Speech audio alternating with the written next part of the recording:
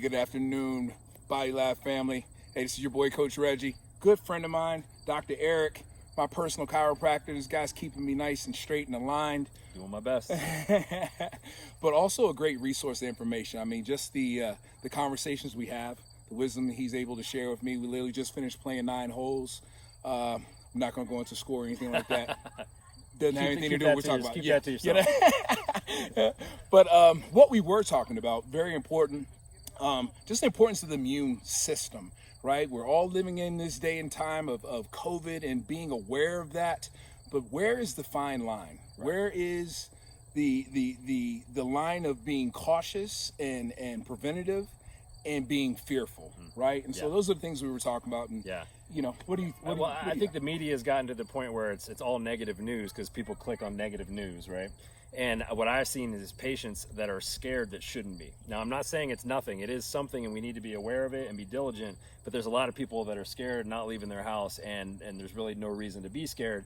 So we want to give you 9 things that you can do to take care of your immune system. And that first of the 9 things is a mindset thing, which is just remembering that you have an immune system, right? And you've been fighting coronaviruses since you were a baby, okay?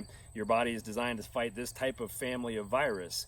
And the reason it's gotten so bad is because there's a lot of comorbidities that we'll walk through and what you can do about those things. Right. But remember, you have an immune system and you have the power to boost that immune system. And that's my problem with, there's not a lot of people talking about the fact that you can do something about your immune system. That's right. Right. Exactly right. Yeah. And so those are the things we talk about. So we're going to go through top 9. That was first one. Second one, vitamin D. What role? I'll tell you, man. Vitamin D if there's one thing I would tell people to make sure they're doing right now is vitamin D. Okay. A lot of research came out recently on the different comorbidities and how many people have heart disease and diabetes and obesity. But they're saying that one of the most troubling ones is people that are low in vitamin D. Those people do not do well against the COVID virus. Because vitamin D is very important for your immune system, and it helps your immune system act quickly. Gotcha. All right. So when you get to that foreign invader, you want vitamin D to jump on it as quick as possible. So you got to have high levels of vitamin D. Now, most people are not even close to having enough levels of vitamin D in their blood. Should be between 60 and 80. But so what that means dosage wise, I recommend about 5,000 IUs for most people, but you can always get a test at your doctor to find out where you're at too. Awesome. Yep. Good. I know this is one I'm big on is zinc. Yeah. And including that in your supplementation. Yeah, and you can get that from green leafy vegetables. What zinc is great for, though, a lot of people know this. If you get a cold, you can take zinc, and it drops the duration of that cold because it's antiviral and it's also anti-inflammatory. So a lot of other reasons people that were doing poorly with COVID were doing poorly is because they had a lot of inflammation and they weren't able to deal with that, right? So we want less inflammation, which is some of the other stuff we'll talk about, but zinc decreases inflammation and fights viruses. So that's another big, super easy, cheap thing that you can do. Got you. One that's very close to my heart, and I'm on the front lines of it, obesity. Yeah. And how that's affecting folks. Yeah. I mean, the CDC released statistics recently and said that 94% of people that were hospitalized with COVID had at least one comorbidity. Most people, and the people that died, it was 2.6 was the average, which means they had 3 other illnesses that were killing them, not just COVID, right? Only 6% of the people actually died from COVID. The other ones had a lot of issues, and one of them was obesity. And the people that weren't doing well when they came down with COVID were people that were in the obese category, right? Yep. So you're the expert on this. What do people do if you're in that obese category? Fine. What do we do about it? What would you recommend people do? Diet and exercise. Yeah.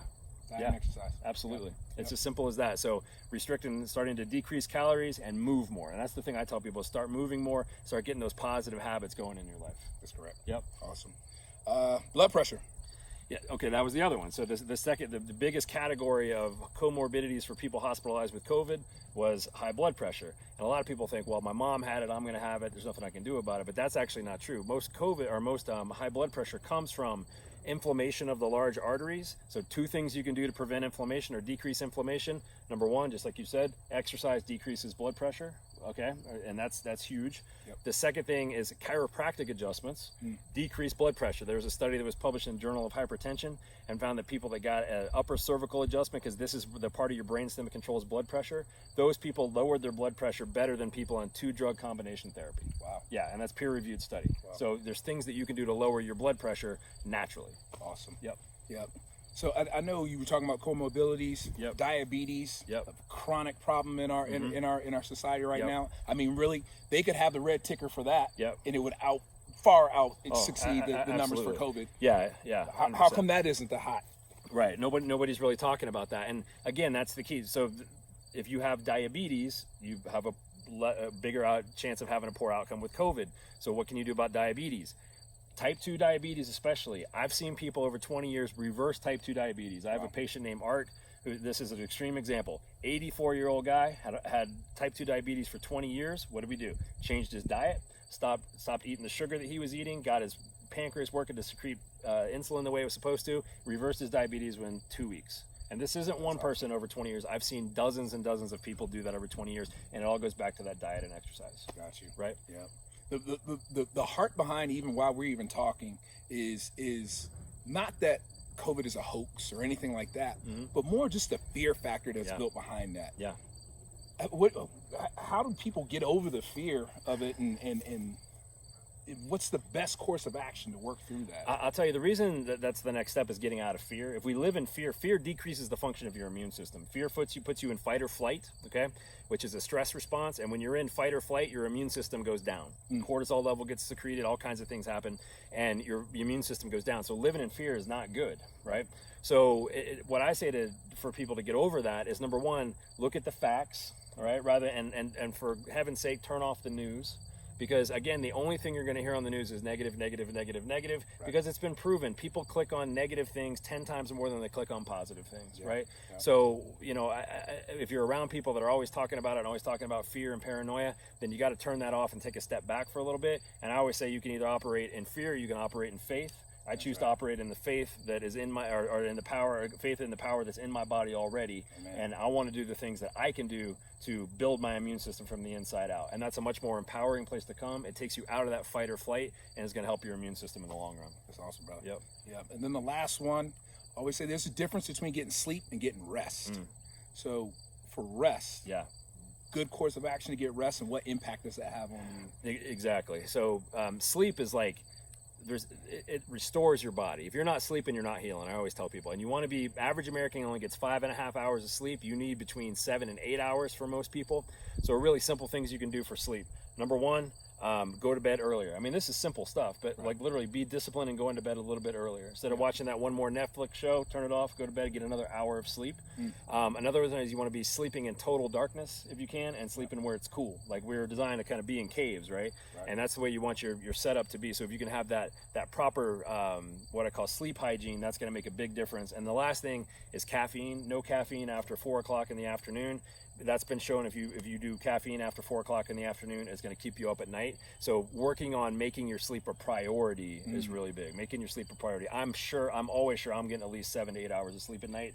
So if that means I got to go to bed at 7 o'clock because I got to get up super early, I'll do it because I know that's how important sleep is. Very good. Yeah. Well, hey guys, awesome. Please take that to heart. I know we covered the surface, so there's so much more you can dig into. If you have any questions, feel free to reach out to myself. I can connect you with awesome resources like Dr. Eric, anybody else out there. But really just want you to be able to not live in fear and live your life abundantly, right? And so fear, false expectations of things appearing real, right? So we don't want to get into any of that. But at the same time, you have to be safe and know what's going on around you. So I appreciate you, brother. Yeah, thanks, man. I appreciate the resource. Appreciate you. And the wisdom. Yep, absolutely. All right, guys. Be blessed. Talk to you soon.